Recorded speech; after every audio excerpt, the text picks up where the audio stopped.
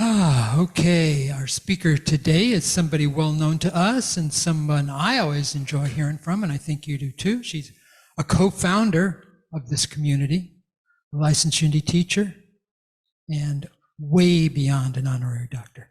Okay, it's Therese Solimeno. Come on up here, Therese. Thanks, Brian. Good morning, everybody. I woke up this morning to the sunshine, and a Bible quote popped into my head, which doesn't always happen, and I thought I would share it. Thank you, and have us say it together. And it is, "This is the day the Lord has made. Let us be glad and rejoice in it." And let's say that with enthusiasm. This is the day the Lord has made. Let us be glad and let us be rejoice and be glad in it. Sorry, I got distracted. It's his fault. Okay. Anyway, I spoke 2 months ago, I guess a little after Thanksgiving, and I shared with you what I thought were 7 spiritual rules for positive living. And so I'm going to start by having anybody here jump out and what are they? Anybody? Somebody? Okay. Really, see this is my licensed Unity teacher pin. They're going to take this away if I'm a terrible teacher. So, all right, just to review, because we did have the holidays, and I'm sure that love, forgiveness, kindness, compassion, prayer, meditation, and attitude. So today is attitude part 2, because at that time I talked about how having a positive attitude, regardless of what is happening in your life, was something that was much more preferable, obviously, to having a negative attitude, and that the optimist walks into a room full of horse manure and says, "There's got to be a pony here somewhere." So, but I thought some more about it, and actually, if I was really honest with myself, the daily word that Marcel read was pretty much it, and we probably could all just go home after we take an offering. But there's a little more to it that I'd like to share. Attitude isn't just having a positive attitude. Attitude, to me, is also your philosophy of life. When you wake up in the morning, depending on what's happening in front of you, is it a good day or is it a bad day? How do you see life? You have a worldview. You have a positive attitude or a negative attitude, or an attitude of life, whether you know it or not. And we are impressed by media quite a bit. You know, I'm very influenced by TV and movies and music and all of that stuff. And I wanted to share some examples that I found. I did a little research online. I wanted to share some examples first before I get into what my personal philosophy of life is. So, it's all over the map. It's not all good, bad, however you want to label it. It's very interesting what I came up with. So the first one, from Mary Poppins, which is well known to be a very cheery, happy, positive, spoonful of sugar kind of movie, George Banks, the father, sings, "Life's a looming battle to be faced and fought." Life's a battle for him. George Carlin says, "Life is a freak show. And when you're born in America, you get a front row seat." Life is like riding a bicycle. To keep your balance, you must keep moving forward. This one, variations of it exist, but this is attributed to the comedian Jonathan Winters. "Life is a shit sandwich. The more bread you have, the less shit you have to eat."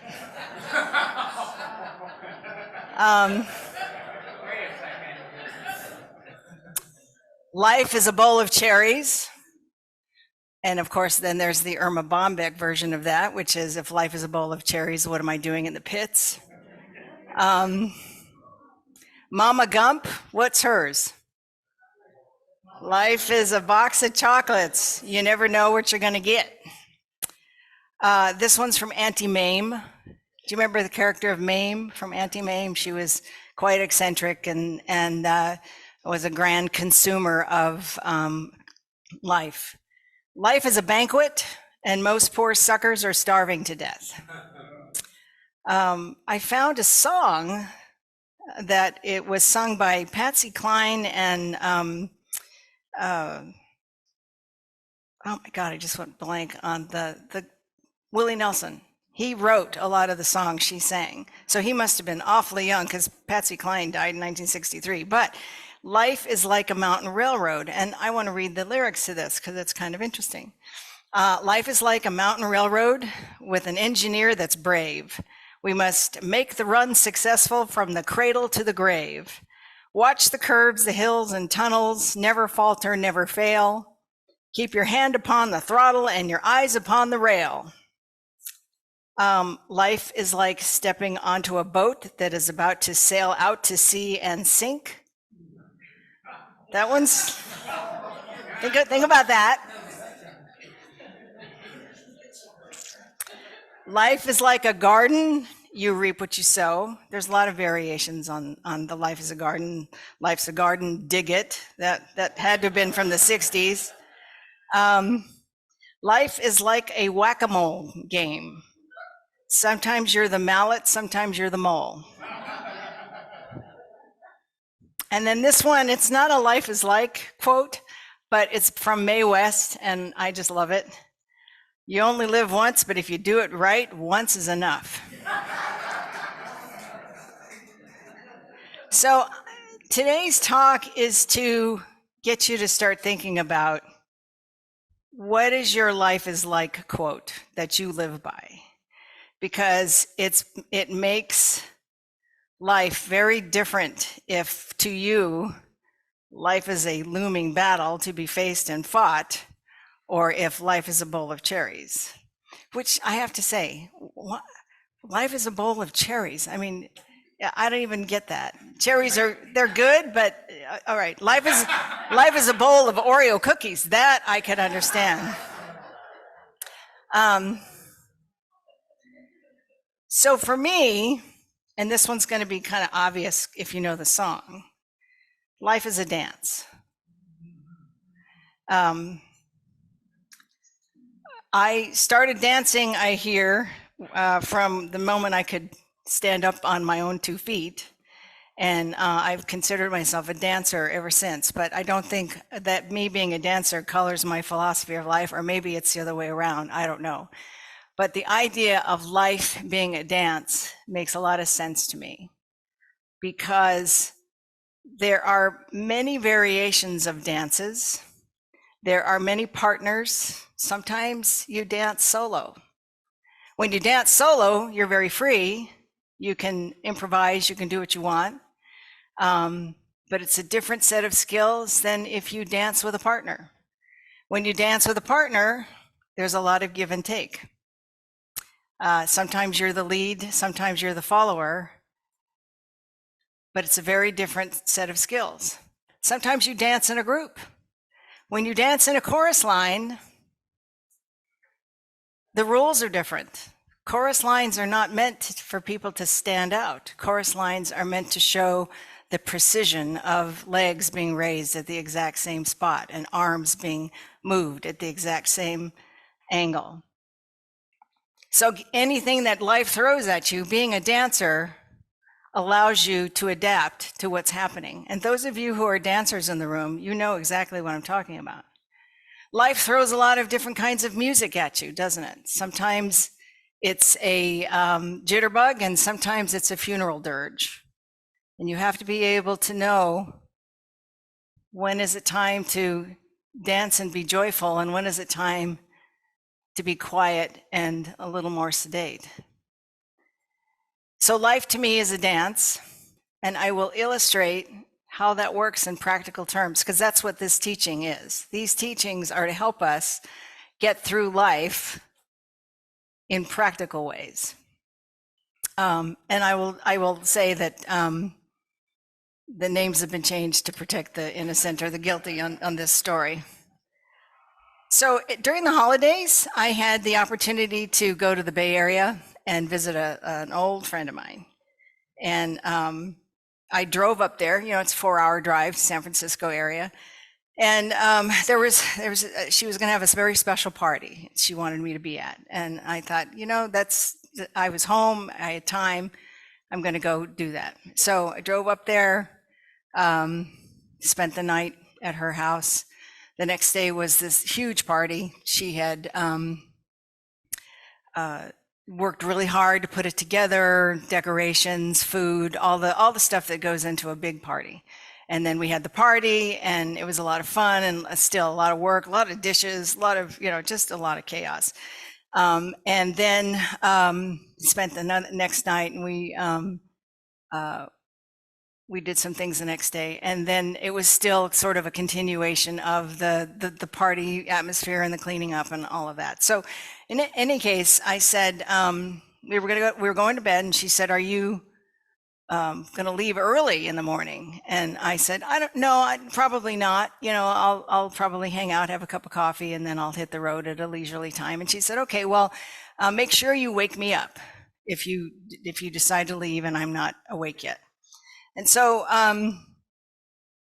the next morning, it's like I blasted open at 7. I don't even know why I wasn't exhausted, but the household was very quiet.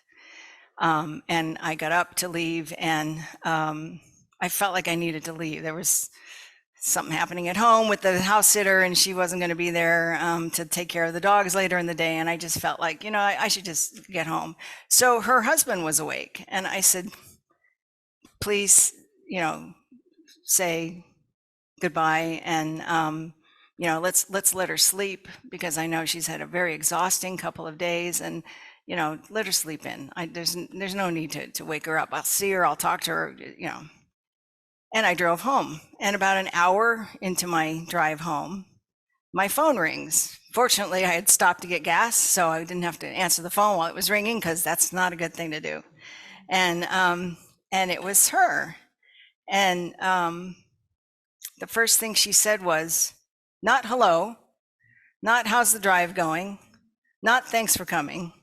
It was, why didn't you wake me up? And I said, I just felt that, you needed to sleep. Everybody was so exhausted. I thought I was being very considerate, And she said, well, you've deprived me of the opportunity to make that choice.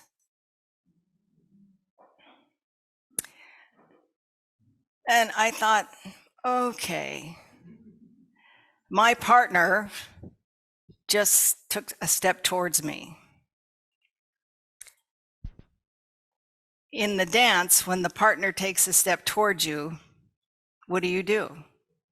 You take a step back. I could have said, you ungrateful, narcissistic, whatever, right? I could have said, stuff I thought of later, by the way, as I was running it there. Nothing, I would never say it, but these things, I am human, these things come in mind. It's not enough for you to be right. You have to make everybody wrong, isn't it, right? The history we've had together. But you know what I said? Nothing. I said nothing. I couldn't say anything that would enhance the situation in that moment. And that was my step back. And so then, okay, well, thanks for coming. She kind of acquiesced in the moment of silence, and did you pack everything? Yeah, I got everything. Okay, well, we'll talk to you later. Okay, thanks, talk to you later. And I have to say that in the past, I might have addressed it wrongly, possibly, in that moment. But the aspect of the give and the take the lead and be a follower, and because when you have a dancer who's coming toward you, You don't go towards them. What happens if you do that? Everybody's stepping on each other's toes. It's a mess. So my personal philosophy subconsciously came in and said, don't move forward, move back. And that's what I'm saying to you about your personal philosophy. Because if you believe life is a war, then you'll create war, right, for yourself. If you think that life is a blank sandwich, then all you'll be after is the bread. If you think life is a garden, then you'll see the flowers and you'll see the fruits of your labor and you'll see the weeds and you'll see the bugs, but you won't freak out about it because you know how a garden works. You just pull out the weeds and you mitigate the bugs. You plant marigolds to keep bugs away from strawberry plants and whatever else you do. Your personal philosophy. So what is your personal philosophy?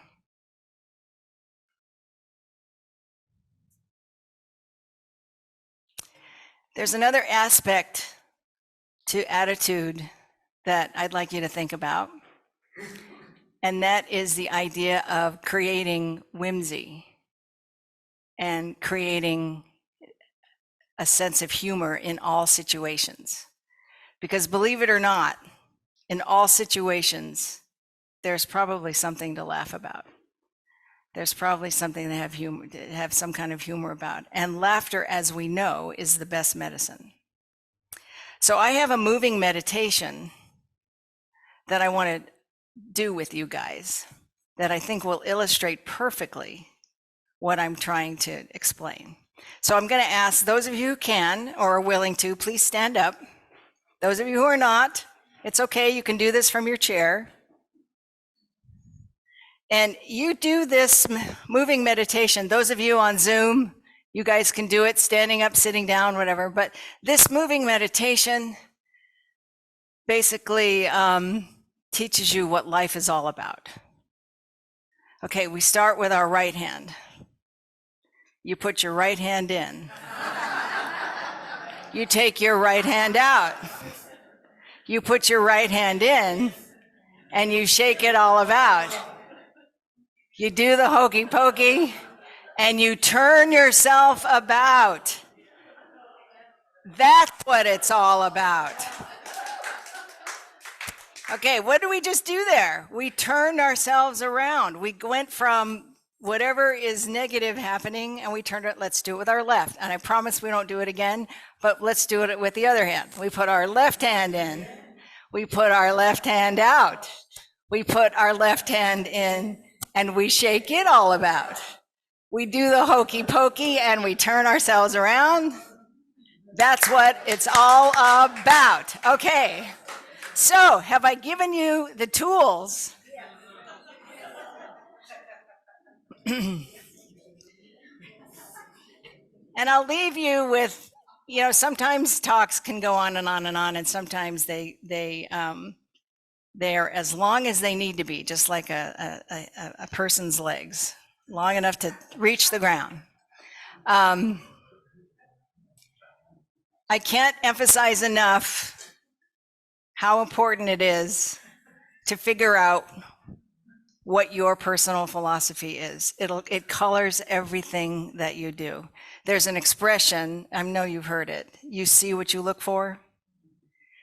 As a dancer, when I hear music, my first thing is, what kind of dance is this? Is it a cha-cha? Is it a waltz? Is it a jitterbug? What is it? Okay. Well, the same thing happens with life. When something happens in life, I look at it and I go, what kind of dance is this? I believe, and I've said it before, that the disparity in religions is basically we're all hearing the same music, we're just doing different steps. And so I would say that as a dancer, the steps I do are going to be based on the music I hear. Well, how do you see life? And what are you looking for? Are you looking for the examples of where the weeds are in your garden? Because if you are, you're only going to see weeds. Right, Martha? If you're looking for the examples of where the flowers are blooming, that's what you're going to see. You're going to see the flowers. So if you're looking for examples that life is a war, then that's what you're going to see. You're going to see the war. If you're looking for examples of how life is beautiful, life is wonderful, then that's what you're going to see. So you see what you look for. And I'll leave you with the one thing from Mary Poppins that I think is appropriate here, and I said it earlier, and we can say it together. A spoonful of sugar makes the medicine go down. Bless you all.